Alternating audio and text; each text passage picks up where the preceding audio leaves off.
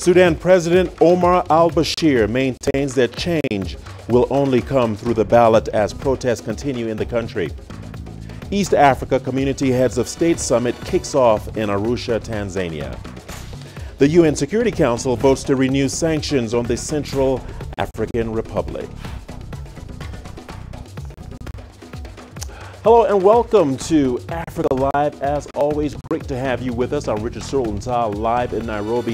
For those of you joining us across the continent and around the world, we thank you for joining us. Let's take a look at other stories making headlines this hour. Nigeria outlines a plan to revise its commodities market in the coming years. And in sport, South Africa's rugby team eyes a comeback to winning ways in Sydney. All right, let's start in The Hague, where judges of the International Criminal Court are hearing the appeals case for former Côte d'Ivoire President Laurent Gbagbo. Prosecutors and the defense have been presenting their submissions for and against the detention or conditional release of Gbagbo and youth leader Charles Blagode. The two men remain behind bars despite the fact that judges acquitted them on charges of crimes against humanity in January.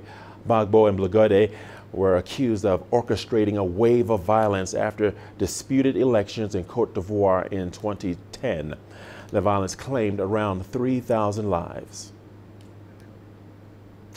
All right, now we go live for the live proceedings. Let's take a look.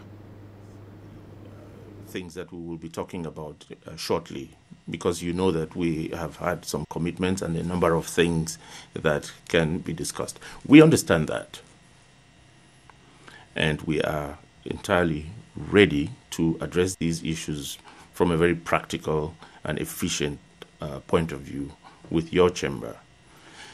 However, when it comes to principle, limiting or restricting an acquitted person's freedom to us does not appear to be a possibility, because there is no provision, no international human rights jurisprudence that makes provision for that, and it is therefore not within the spirit of the Rome Statute. That's what I was trying to say.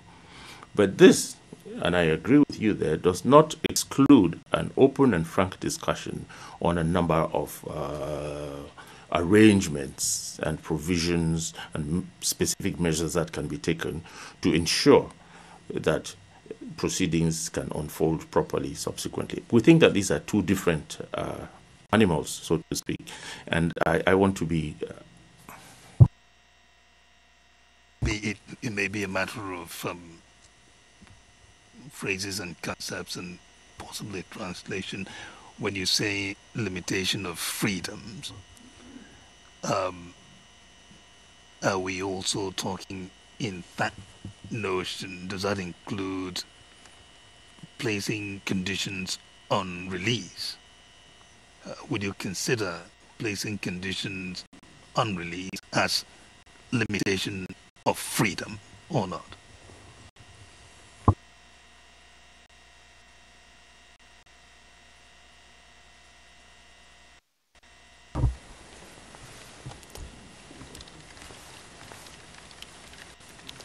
Alors, Monsieur le Président.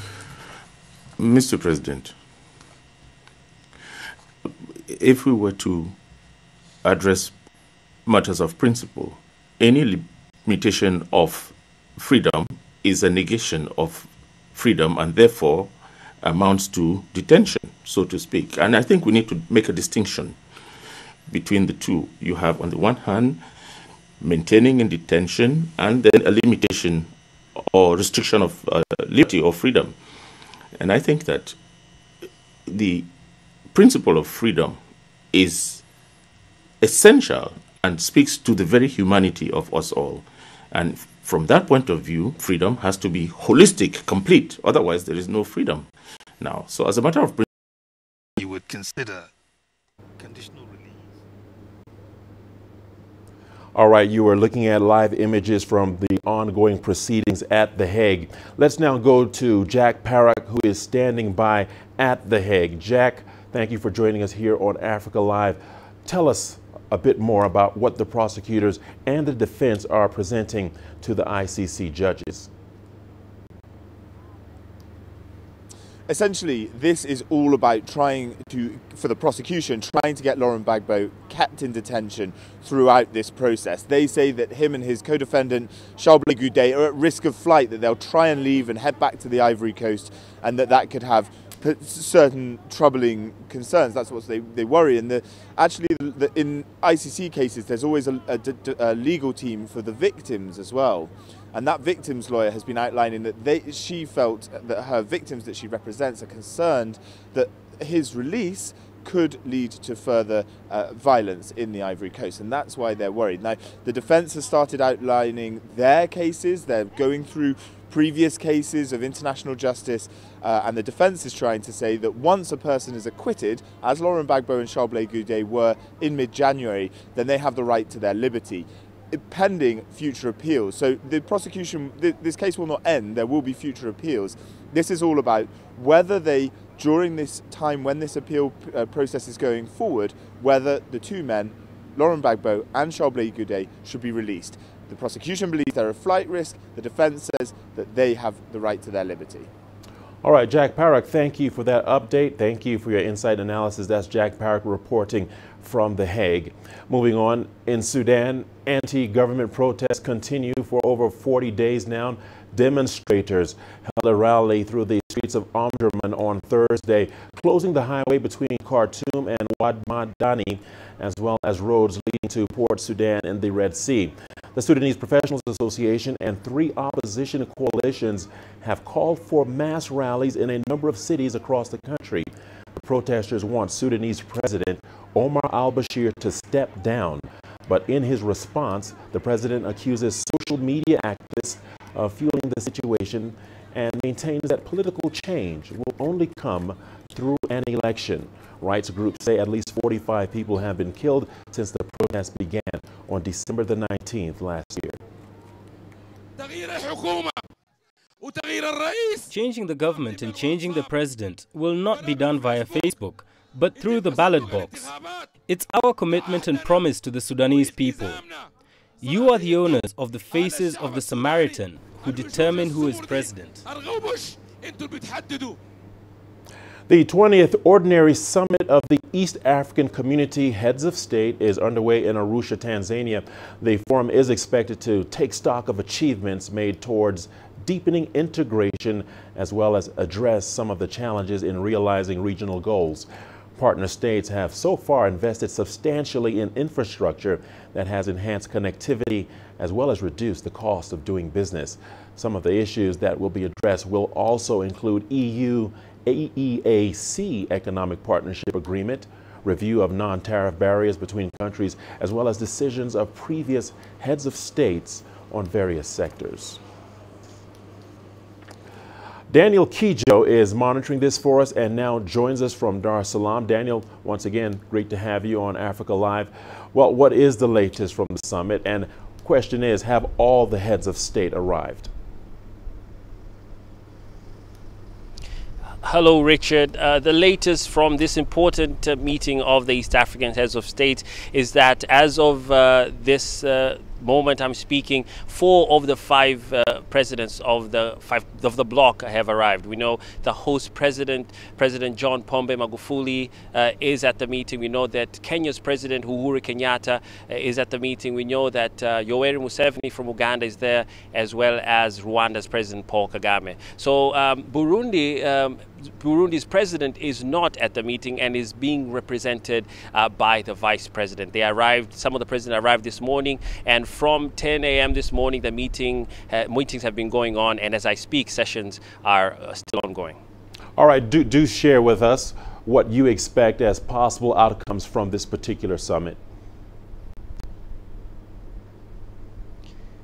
Well, we know that there are a lot of economic-centered topics on the agenda. As I speak, they're having a closed meeting, which is not open for the public. But in a few after the meeting, they will relay some of the resolutions. We know they'll discuss issues touching on the creation of the East Africa Common Market. This is a customs unit that will lead to a common market. This is something the bloc has been looking at for a while now. We also know there's been a long outstanding issue of non-tariff barriers between member states of the East African community that will be discussed. We know they will look at the health or financial status of the bloc, reviewing the situation of finances for the regional unit. We also know that they will look at the integration, the exercise of verifying Somali into its place to enter the bloc. So there are a lot of issues. For instance, they'll look at sectors like the leather and textile sector and how it can contribute, how they can grow the domestic market of the bloc. So there are a lot of issues that they intend to look at, but many of them are focusing on the economics of the region. All right, thanks you very much. I guess the question that we'd really like to know is there enough commitment from the members towards this integration process? How would you assess that?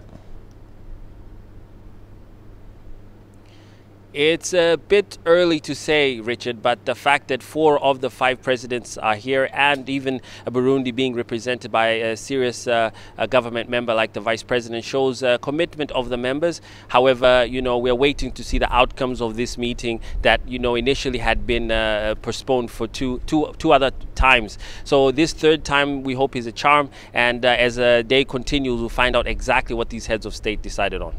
Daniel Kijo, thank you for your insight and analysis. That's Daniel Kijo reporting from Dar es Salaam. Thank you very much. Moving on as well, the United States says it has imposed visa restrictions on Ghana. According to the country's Secretary of State Mike Pompeo, the West African nation is not cooperating in taking back its deported nationals. In a statement issued by the Department of Homeland Security, Ghana has unreasonably delayed in accepting their nationals ordered removed from the United States. Pompeo has ordered consular officers in Ghana to implement visa restrictions on certain categories of visa applicants. The U.S., however, has not stated how many deported Ghanaians are involved. The United Nations Security Council has renewed sanctions against the Central African Republic. The vote to keep sanctions in place was unanimous. There was also agreement to review lifting of the arms embargo, which has been in effect since 2013. Our UN correspondent Liling Tan has the details from New York. Let's take a look. All 15 members of the UN Security Council agreed that sanctions on the Central African Republic must remain in place, given the continued security challenges. But there was openness to repeated requests by the CAR government to lift the 5-year arms embargo. The government of President Faustin Archange Touadéra wants access to weapons for its security forces to fight armed groups and control the country's security. And it appears the Council is now ready to seriously consider that possibility. The Central African Republic has been caught in a protracted and deadly conflict between the predominantly Christian anti-Balaka movement and associated armed groups versus the mostly Muslim ex-Seleka forces. The warring factions have consolidated territories in parts of the country, undermining the government's rule and deepening worries among the international community that transfers of weapons could end up in the wrong hands. On Thursday, the 15 nations agreed to review the embargo by the end of September this year if the CAR government met certain conditions on security reform, on the disarmament and reintegration of former armed group members, and on managing its weapons. French Ambassador François Delattre said the adoption of this resolution sends a clear message to the CAR about an openness here to consider lifting those restrictions on arms transfers. Liling Tan, CGTN, New York. You are watching Africa Live on CGTN. We have a lot more news coming your way after the break, including U.S. airstrike kills 24 militants in Somalia. 2 Vietnamese nationals arrested in Uganda over trafficking in ivory.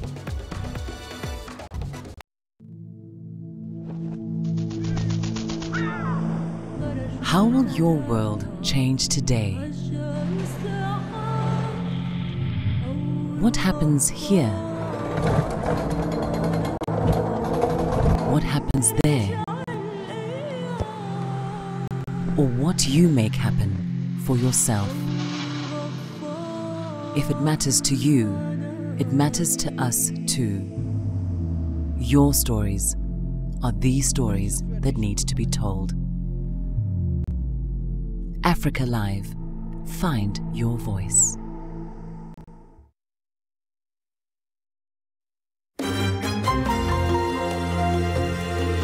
Africa Live. Find your voice.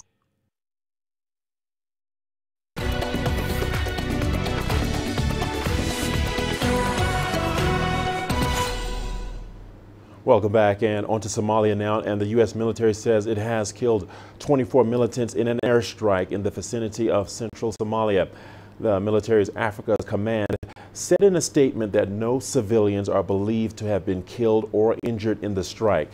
The attack comes less than 2 weeks after the U.S. military launched a strike that killed 52 Islamists who had attacked a Somali military base. Al-Shabaab retains a strong presence in parts of southern and central Somalia. The U.S. military has stepped up airstrikes over the last year in support of a UN-backed government there. It has been fighting against the Al-Shabaab insurgency for years. And still in Somalia, and two rival militant groups have clashed in the northern Puntland region. And as CGTN Abdulaziz Billow reports, the latest fighting is being seen as an economic war between Al-Shabaab and ISIL, who remain active in that region. The latest confrontation took place in remote villages east of Puntland, a relatively stable region in northeastern Somalia. Reports indicate that dozens of Al-Shabaab militants launched the latest attacks on key defensive posts belonging to pro-ISIL militants who use these rugged mountains as a cover to attack regional forces.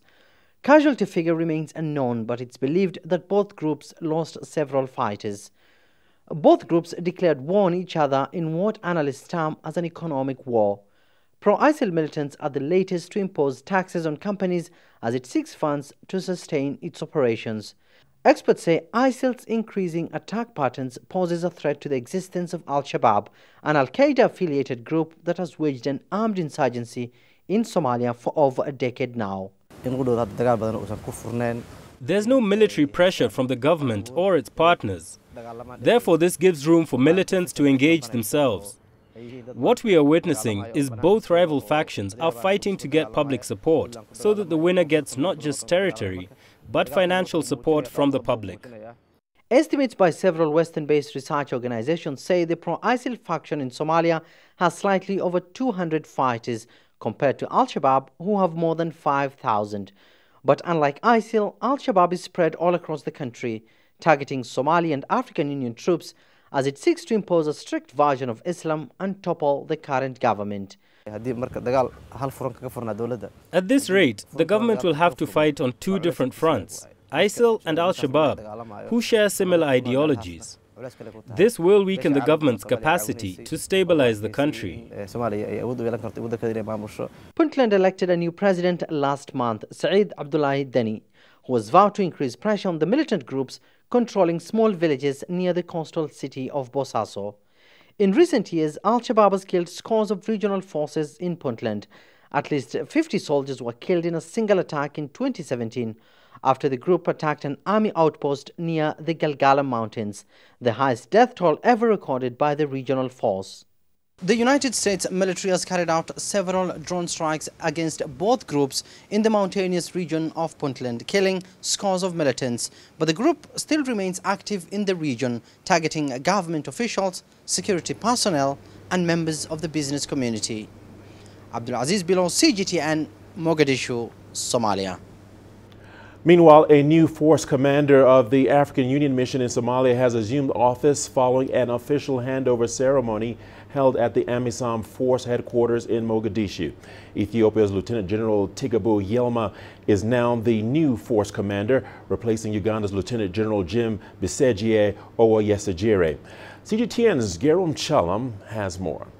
AMISOM's force commander has responsibilities of leading the troops on the ground and designs strategic priorities as to which places to attack based on the battle plan.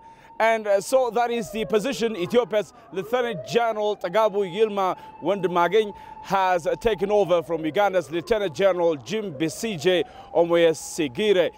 The African Union Peace and Security Department has confirmed the handover ceremony was held at the headquarters of AMISOM in Mogadishu.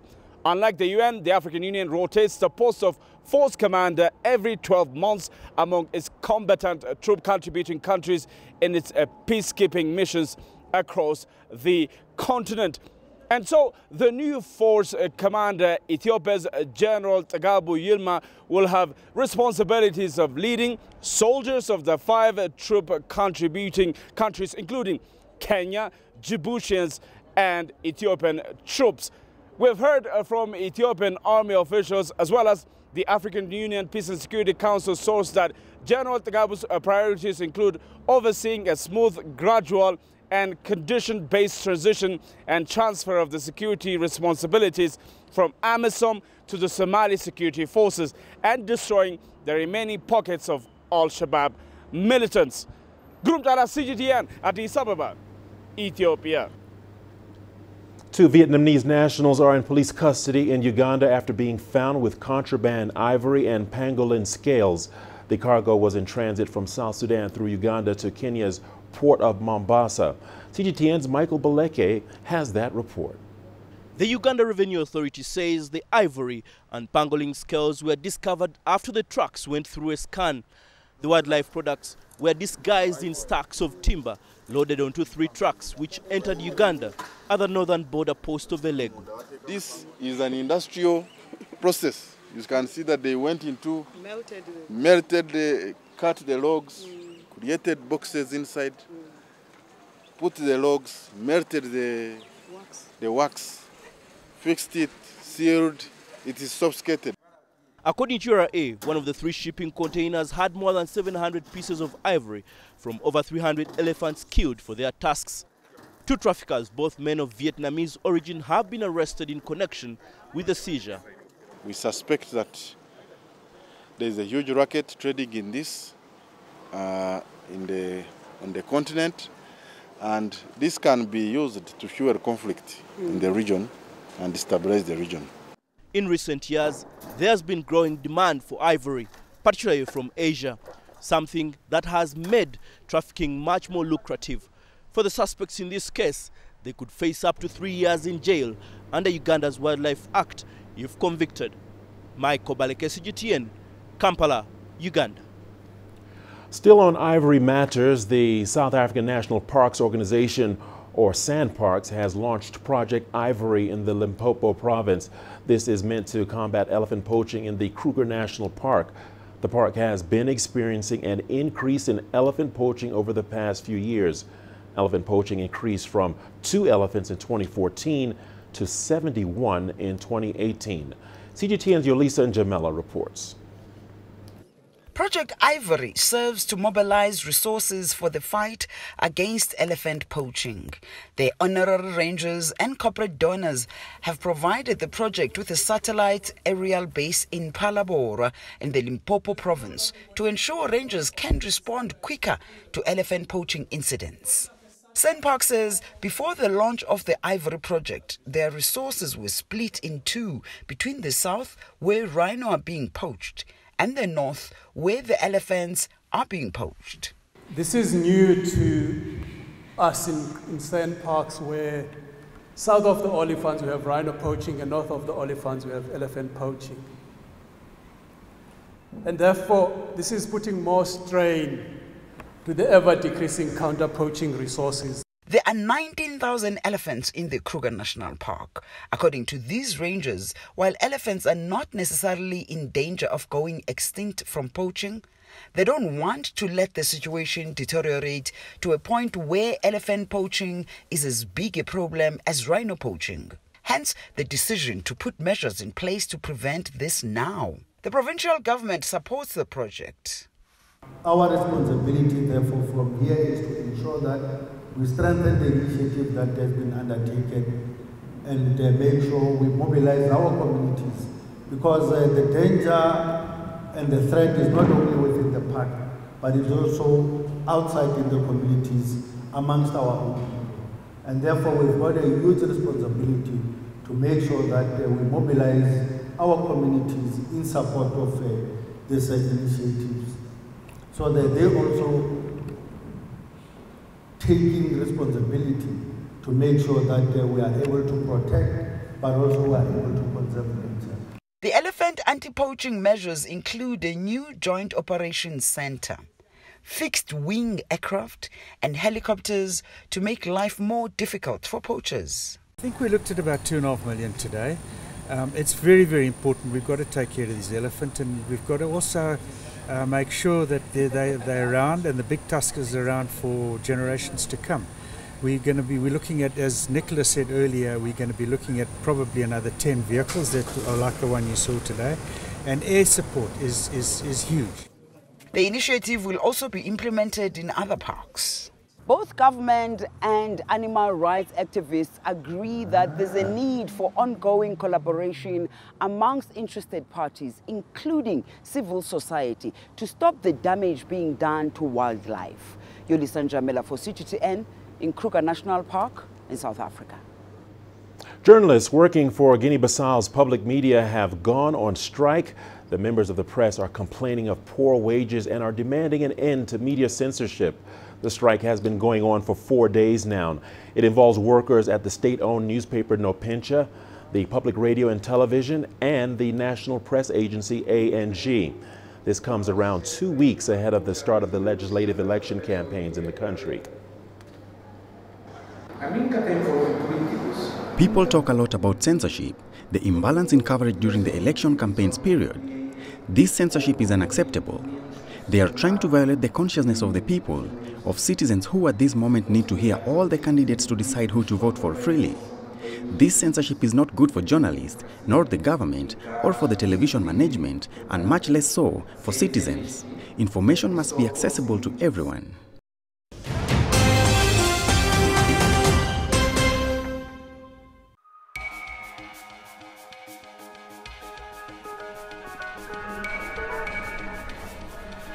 You're watching breaking news on CGTN.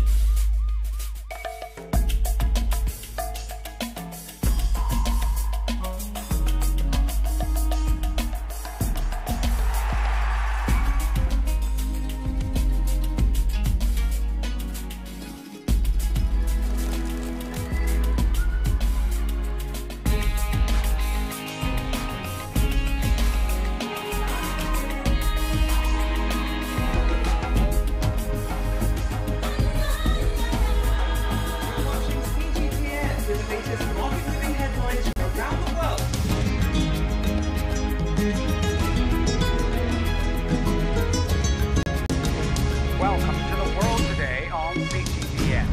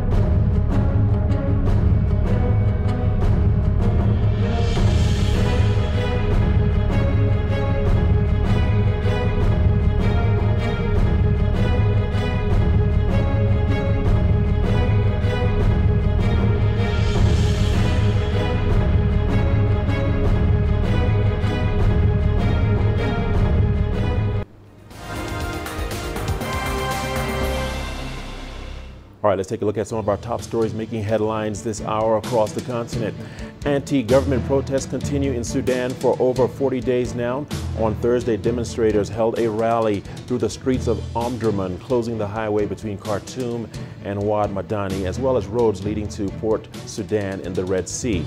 The Sudanese Professionals Association and 3 opposition coalitions have called for mass rallies in a number of cities across the country. The protesters want Sudanese President Omar al-Bashir to step down. But in response, the president accuses social media activists of fueling the situation and maintains that political change will only come through an election.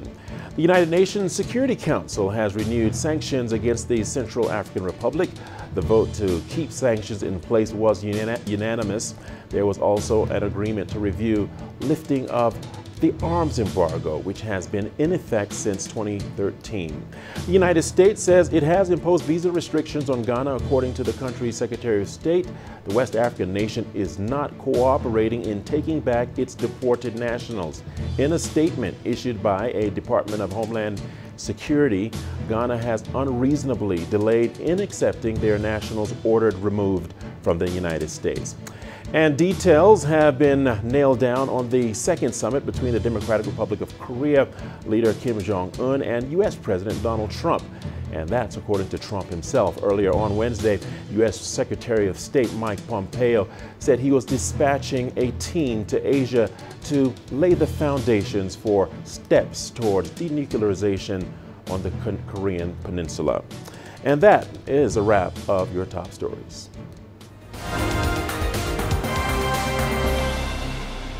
All right, it's time now for a short break, but when we return, it's your business news. Let's take a look at what's ahead. Coming up in business, Nigeria outlines plans to revise its commodities market in the coming years. And Glencore's cobalt production gets a 54% boost in 2018. You don't find the stories of North Africa by sitting on the sidelines. You've got to get out, go there, and you'll find them. In the bazaars of Casablanca,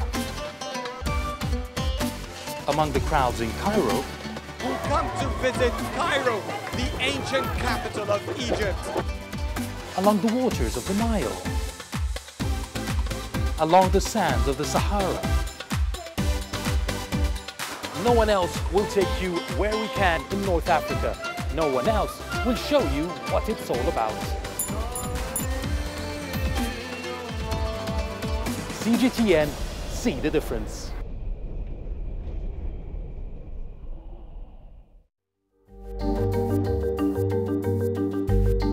Africa Live. Find your voice.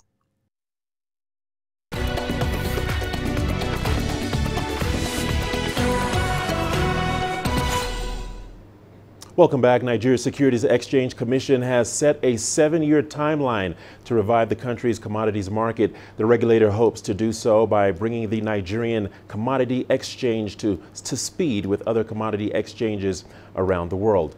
Reviving the market is part of efforts to diversify Nigeria's economy as well as beef up the country's agricultural value chain. This restructuring will see the Nigerian Sovereign Investment Authority inject funds into the commodity market. Nigeria trades in rice, maize, cocoa, and cassava, among other commodities. Miner and trader Glencore says its cobalt production shot up by 54% in 2018, while copper output rose 11%. Glencore attributes the improved numbers to the restart of operations in the Democratic Republic of Congo.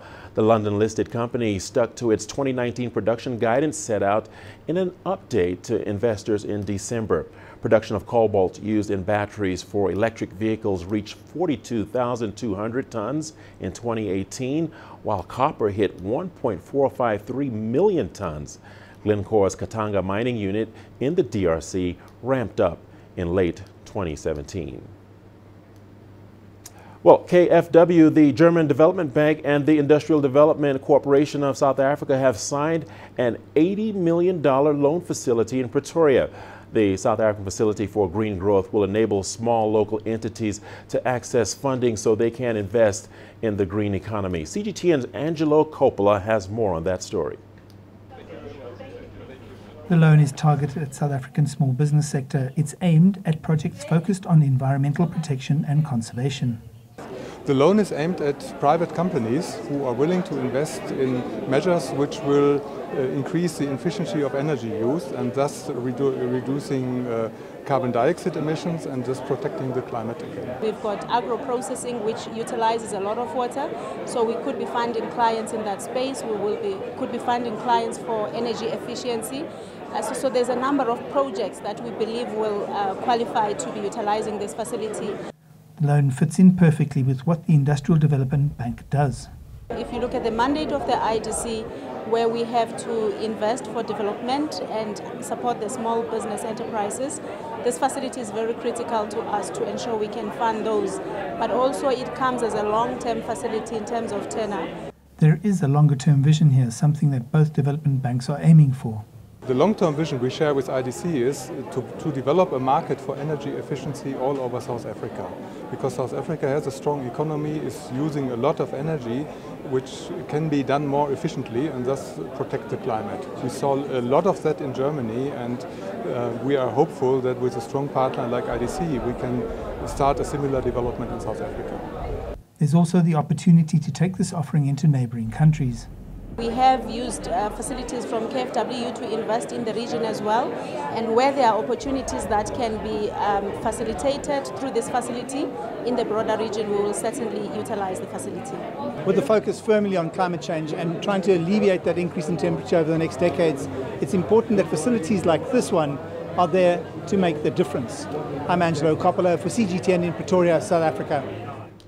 Still in the country, South Africa's mobile service operator Vodacom is facing the wrath of customers and citizens over its long battle with a former employee who invented the Please Call Me service. Nkosana Makate has been pushing for compensation since 2007.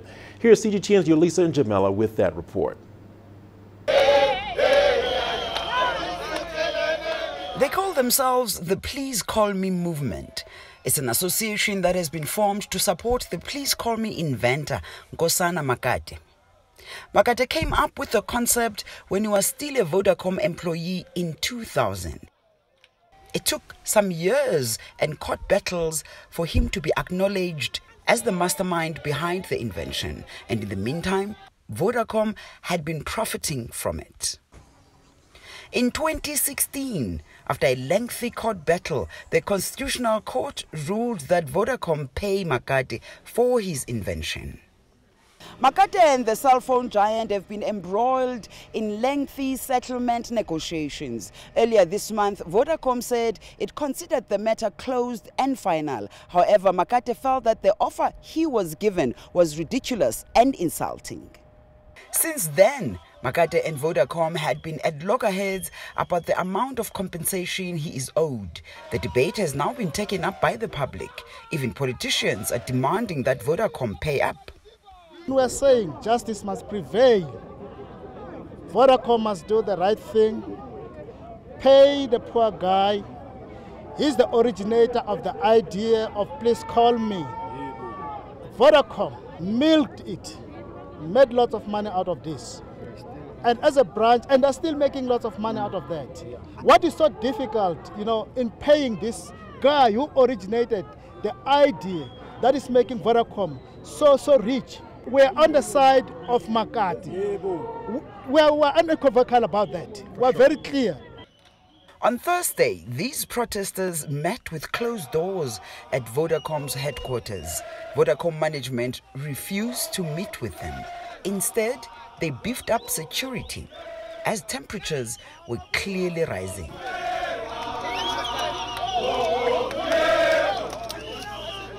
The protesters are demanding compensation for Makate to the tune of 70 billion rand. They're threatening to boycott the giant network provider. We can tell our people to port to other networks. We can tell our people in their own spazas, in their own shops, wherever they are, not to stock Vodacom's material. It's high time that Makate gets what he deserves, not what they think he deserves. Sitoba says their committee will meet and draft a plan for a national shutdown of Vodacom outlets. In a telephonic conversation, Makate expressed gratitude at the support he's been receiving. Vodacom declined an opportunity to comment. Yodisa Njamela for CGTN in Midrand, South Africa. Well, from the looks of things, it seems that Nkosazana Makate is in good position, and the Vodacom story is one that we will be following here on CGTN. Moving on, Lesotho's tourism industry is under threat from rapidly changing weather patterns. The mountain kingdom is located in the middle of South Africa, the highest point of the Drakensberg escarpment. It's the only country in the world with all its territory situated thousands of meters above sea level, making it prone to natural disasters and one of the most vulnerable to global warming. Now, increasing patterns of threat of drought and desertification are some of the issues that bother that particular area. CGTN's Sumitra Naidu has more on that story. The Thabo Bosiyo Cultural Village, once the capital of Lesotho, is situated 24 kilometers outside of Maseru. It is a natural shrine where King Moshoeshoe claimed his country in the 1800s, giving birth to the Lesotho Kingdom. It's now a sacred ground for the Basotho people and a popular tourist attraction. Many people want to come and see where Morena Moshoeshoe found his nation. So up on top of this mountain, you can get the grave of Moshoeshoe I, Moshoeshoe II, and the royal graveyard. Even today, you can get the ruins of Moshoeshoe's houses. But Lesotho's changing climate is wreaking havoc on its tourism industry. Declining rainfall, hotter and drier summers, and colder and longer winters make it difficult to plan and are leading to a significant drop in visitor numbers. This drought affects us because in those days, we were getting about 1,000 to 3,000 a month. But now it's dropped to 800, 900. We try to market our place, but because of the sun is too hot, sometimes they will come and say, oh, we are not going to take that tour because it's too hot today. Spring is winter. We don't have spring anymore. We don't experience. We had a spring event, which is an annual event. We couldn't even enjoy it because it was so cold. So we can't even have our yearly calendars planned properly anymore. Tourism is an important industry for Lesotho. In 2017, the sector made a significant contribution of 13.8% to GDP. The industry employs around 43,000 people.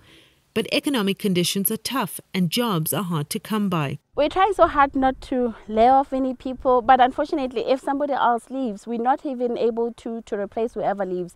What we actually do is to keep more people on temporary jobs than full-time employees. It's hoped weather conditions stabilize as Lesotho tourism is beautiful all year round. The winter months, though, are busier as thousands of people flock to the mountains to ski as the high altitude brings plenty of heavy snow.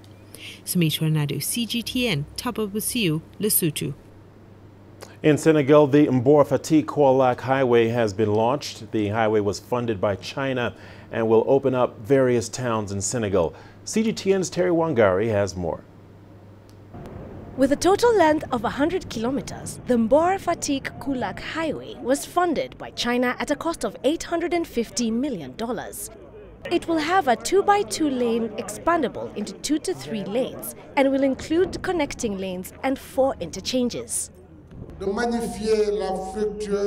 It is a latest generation highway and is the place to magnify the fruitful and exemplary relationship of friendship and cooperation that binds the People's Republic of China to Senegal. Your Excellency Ambassador of China, convey to President Xi Jinping and the Chinese people my gratitude for their decisive support in financing the infrastructure projects of the emerging Senegal plan. We appreciate the quality of this friendship and, above all, the usefulness of this cooperation, which completes the priorities that I myself define for my country.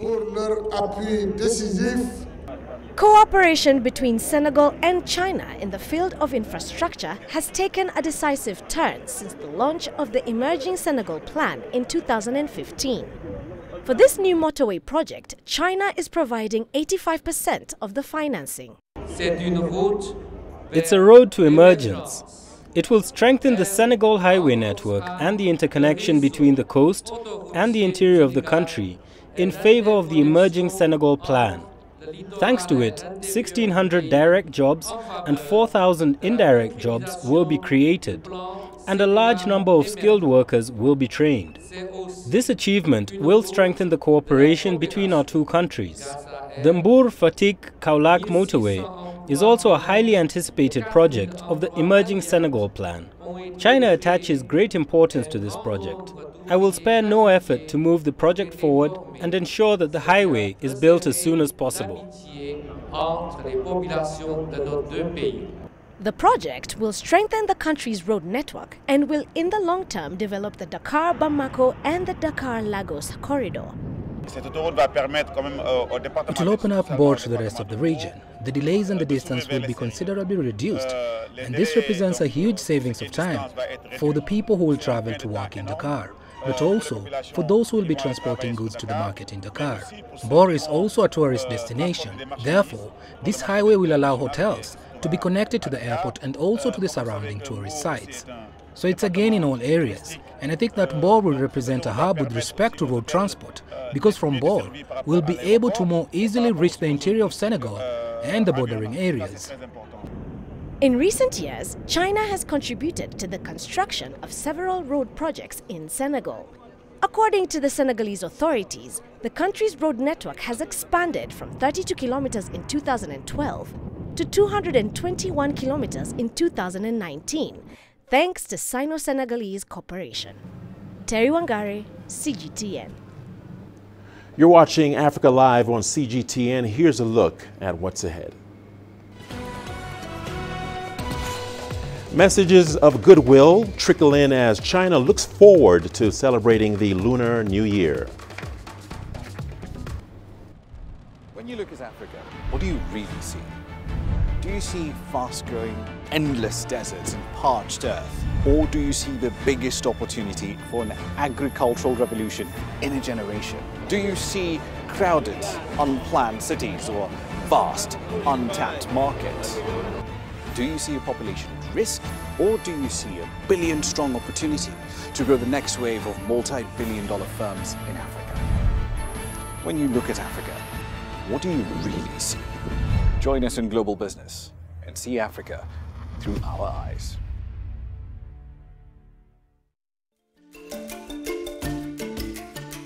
Africa Live. Find your voice.